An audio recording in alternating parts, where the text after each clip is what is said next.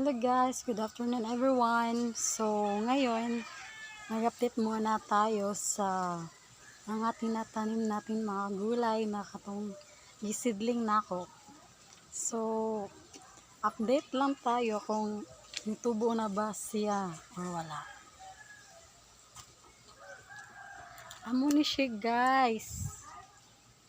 Ito.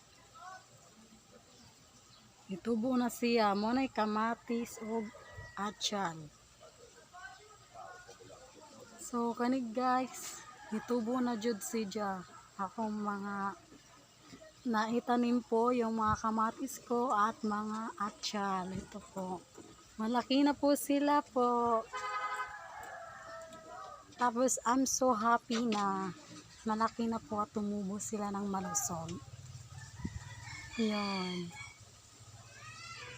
Ganito. So, hintayin lang po natin kung kailan po siya magbunga. Yung mga tinanim ko po. Tapos palagi ko naman siya dinidiligan para hindi siya mamatay. So, yun po yung update ko sa pagtatanim ko po guys. Please support my please support YouTube po, Arvin Vlogs. And thank you po sa mga nag-subscribe sa akin. Salamat. Love you all.